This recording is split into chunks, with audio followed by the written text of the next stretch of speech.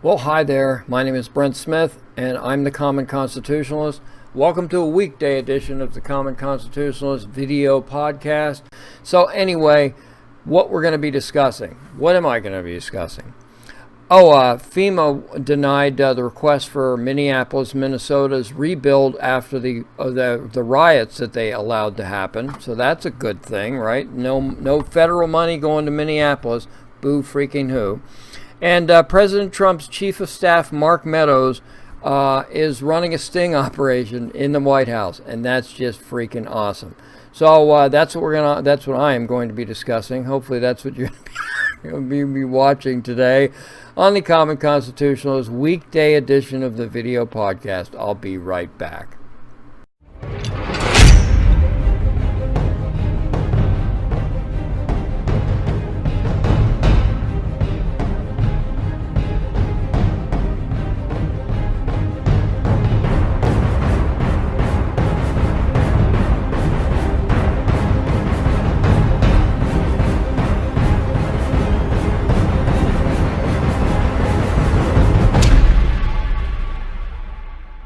Okay, this first one I found, actually I heard this on Limbaugh. Well, I guess it was yesterday since I'm recording this today for tomorrow. Yeah, that's it. Time machine. Woohoo. This is from the Star Tribune. I think it's the Minneapolis Star Tribune. And it's entitled, "With FEMA Aid to Rebuild from Riots Denied, Minnesota Looks Elsewhere." I don't know where they're gonna look under. Look, there's a rock. Look under there. Maybe we'll find a gazillion dollars. Okay, the Star Tribune, who did a pretty decent job at this. I mean, they didn't whatever. So anywho, as Minnesota leaders pondered their next steps, it is not clear what sources of funding they may tap.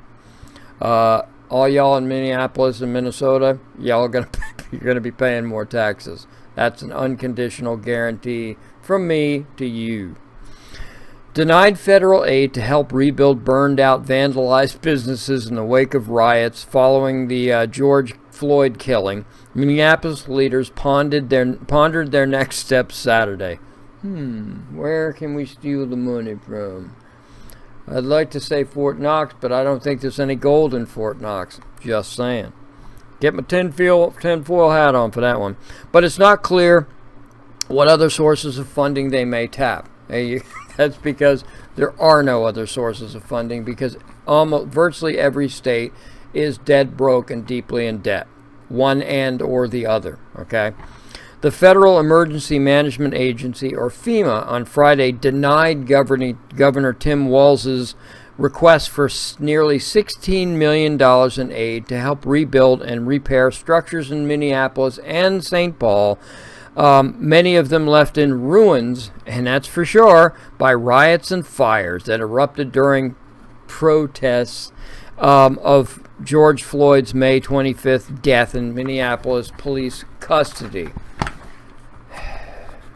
Don't you love the way they globalize that? Minneapolis police, they say police custody. Wasn't killed by a dirtbag police officer. Nope. Wasn't assisted by 3 other dirtbag police officers. They're dirtbags. I'm not going to get involved in that. Here we go again, off on tangent lane here. On July 2nd, Walz asked President Donald the Evil Man Trump, they didn't say that, I did, to declare a major disaster. I do declare we have a major disaster for the state of Minnesota. More than 1,500 buildings were damaged. Can you just picture this thing?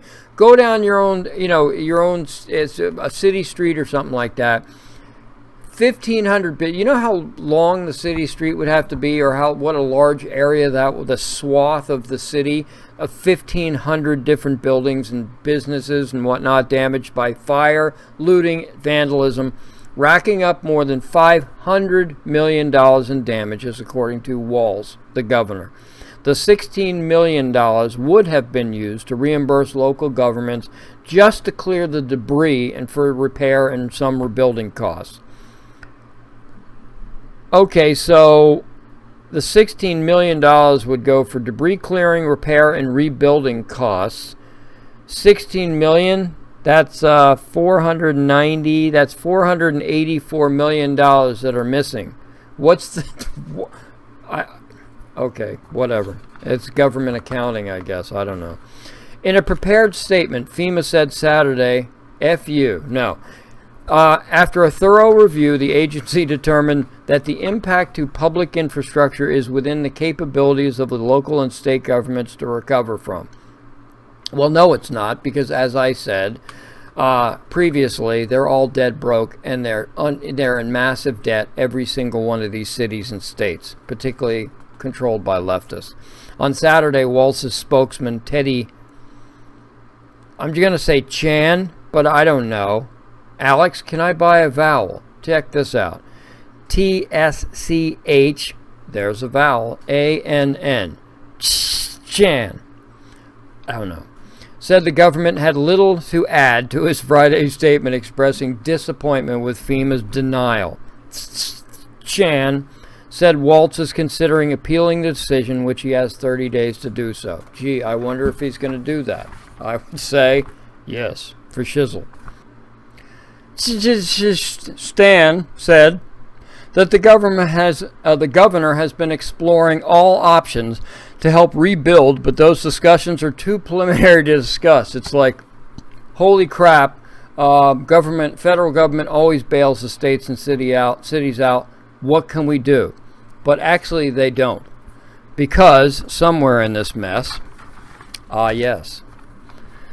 In 2015, FEMA, under the Obama administration, denied aid to the state of Maryland after rioting in Baltimore over the death of Freddie Gray, a black man who died again in police custody. No, he didn't die in police custody globally, okay? So this is not uncommon for FEMA. FEMA is supposed to be, according even to Star Tribune got this right, the overwhelming majority of FEMA's disaster declarations follow natural disaster events like hurricanes, tornadoes, and flooding. Last I checked, rioting, looting, vandalization, burning down of everything by thugs, Antifa and Black Lives Matter thugs, and that's what they are. They're criminal, dirtbag thugs who are looking for an excuse to riot and burn their own city down. Thugs. That ain't no natural disaster. Absolutely not a natural disaster, and it doesn't classify, and good for them, and they had better not fold. So they're looking for avenues of funding. I have an avenue. It's an avenue that they've already thought of. The Minneapolis police budget is $193 million annually. The St. Paul police budget is $105 million annually. Combined, that's $298, almost $300 million that they could tap just by getting rid of all police. If they got rid of all police, that would make the Black Lives Matter people happy. That would certainly make people of color happy. Not, because any person of any color, white, black, red with purple polka dots, would know that without police you would have absolute anarchy, which is what you get as soon as you pull the police back during these riots. Duh. This ain't rocket science, folks. Duh. So this is what Mayor Fry, or whatever the crap his name was, that little pansy from Minneapolis, this is what you rot. This is what you get for folding, okay? This is what you get for folding. You capitulate. You will never satisfy these leftist mobs. I don't care what kind. There's always going to be somebody more leftist than you. There's always going to be somebody more radical than you. Maybe not currently, but soon. And you will never be able to please them if they're more radical than you. And that's just the way it is. So, take your budget, take your police budget, whack it in half, and rebuild your city with your police, with a lack of police. Make sure you keep plenty in reserve. Invest it wisely, because you're going to need it. Because within a couple of weeks of rebuilding the city and firing most of the police because you need the budget to rebuild the city, it'll happen again and again and again. and it will look like one of those anarchist dystopian, after the nuclear holocaust movies that you see all the time. I Am Legend or something. Everybody's going to be a zombie. That's going to be the zombie apocalypse. So that's all I've got for that topic. I will be right back to discuss Mark Meadows' sting operation. You got to love that. You just got to love it. At least I do anyway. The left doesn't, but I do. Be right back. You're watching the Common Constitutionalist video podcast. Yeah, baby! Yeah.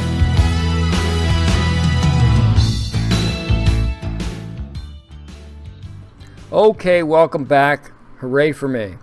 This is from Yahoo. Yay for Yahoo. Between Yahoo and Axios, whoo doggies. That's about as leftist as it gets. Here we go. President Donald Trump's chief of staff, Mark Meadows, gotta love me some Mark Meadows, bro, has told staffers he tried to identify leakers by selectively disclosing information to certain people, Axios reported on Sunday. According to Axios, Trump stressed to Meadows that it was important to, quote, find the leakers, unquote, in the administration. Gee, you think? Which has been plagued with high-profile leaks. That's because most of the people that you've hired were, I'm just going to go ahead and say it, were stupid enough to allow to stay on, these career politicians that are deep staters, and you were one of the ones that coined the deep state to begin with, President Trump, or knew that it existed, and still you let these people stay on. Fauci's a perfect example. I mean, that guy's the deep state of the deep state. He's been in government since Christ, and it just, I think he has a Franklin Roosevelt tattoo on his arm that was signed personally by Franklin Roosevelt. That's how long that son of a gun's been in the government. So he's a complete hack, and yet you let him stay. I don't understand sometimes. I love you to death, Mr. President. Well, you know what I mean. But sometimes, man, I gotta tell you, you just should clean house of these people. And Mark Meadows was a good choice. Finally, was a really good choice. In any event, the outlet added that Trump was particularly angry about the recent 2 leaks. The news that intelligence suspected Russia of placing bounties on U.S. troops in Afghanistan, and that Trump was rushed to the White House bunker during recent Black Lives Matter protests. President Trump's chief of staff, Mark Meadows, has told staffers he slipped information to the people in the White House to see whether they'd share information with the media, Axios reported on Sunday. Sunday. According to Axios, which is a right-wing rag, no, it's not. It's the opposite. Trump stressed to Meadows that it was important to find the leakers in the administration, which has been plagued by a series of high-profile leaks. This goes right back to what I was just talking about. You gotta clean house, wholesale. Just clean house on all these guys, and don't hire the crooks that you used to deal with in the investment industry and the hospitality industry and the building industry and whatnot.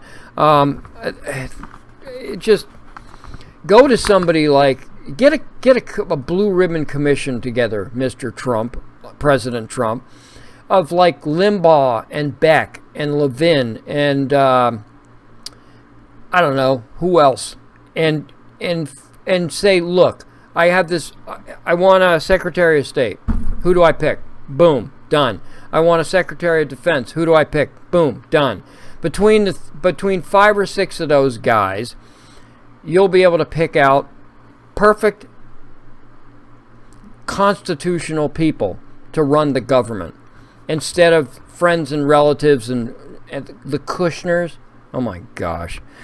Okay, so anyway, Meadows told me that what he was doing. Told me he was doing that. A former White House official told Axios. I don't know if it ever worked.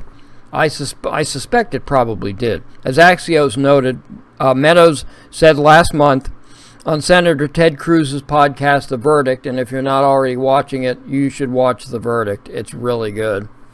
that he had tracked down and fired a federal employee who had leaked a draft of Trump's executive order targeting social media companies to the New York Times. And this is what I mean. You've got to go through these people line by line. You get somebody that you can trust implicitly, okay? That's a constitutionalist that you can trust implicitly, and you just have them go through a list. You bring one each in. How long you been in government? I've been in government for 37 years. You're fired. I don't care who the hell you are. You're fired, okay? Who were you hired by? I was hired by Obama. I was hired by Eric Holder. I was hired by whoever. If it's a lefty, you're fired. It's that simple. If you were frankly hired by somebody in the Bush administration, you're fired. In other words, you're going to have to fire literally. If you make it into a next term, you should fire virtually everyone and hire all new people for the government. Oh, they don't know how the government runs. Good. Maybe it'll run more like a business. According to the Times, Trump has told officials he is determined to find and prosecute the person or persons, I added that, who leaked the story about his trip to the bunker. Trump publicly denied fleeing to the bunker for his protection, and he said he was there instead for more of an inspection. Who knows? All right, the Secret Service kind of, when you get into a situation like that where there's an imminent threat against the president, the Secret Service basically takes charge of things, grabs the president by the scruff of the neck if they have to, throws him in the car or throws him wherever they need to go, and ushers him to safety, and then then heads can roll after the fact. But that's what the Secret Service does because it's their butts on the line to keeping the president safe. So that's the way it goes. And he was only there for a very tiny, what he said, a tiny short period of time. He was the best ever. Meadows is Trump's fourth chief of staff. They have, of course, had to add that. They don't give it any context on how many chiefs of staff that Obama or Clinton or the Bushes or anyone else had. It's just that makes you think of, wow, that's a lot of chiefs of staff. Maybe it is, maybe it ain't, who cares? In 2018, an anonymous senior White House official wrote an opinion article in the Times describing a secret resistance against the president within his own administration. I can guarantee you 100% that that's true. Guarantee you 100% that that's true. And they're all Bushies, and they're all deep staters, and they're all, a lot of them I bet are even Republicans, but they're rhinos. They're deep state Republicans, and all they care about is the maintaining of power, the maintaining of the centralized power, just like the Democrats. Although the Democrats have just become more radical. But at any rate, I'm done with that. So I think it's terrific that Mark Meadows is doing this. I don't think it should have been announced. Maybe it was leaked, but it said it was, announced that this is what he was doing. I don't think he should have done that. Unless you're going to clean house, you don't give away your strategy. But again, if Trump is lucky enough to have a second term, he needs to clean house of all these old bags of poo. He needs to get rid of the Faucis and the Burks who's been.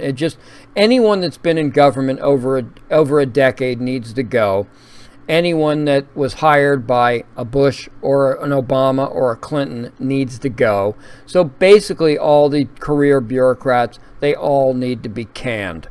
And since he's the president, he's the head of the executive branch, anyone that works in the executive branch, from the Secretary of State all the way down to the mail carrier, can and should be canned. Period. Okay? If you're privy to any kind of information, you're gone. All right? That's all I got. My name is Brent Smith. Thank you for viewing today. That's all I got, man. See ya.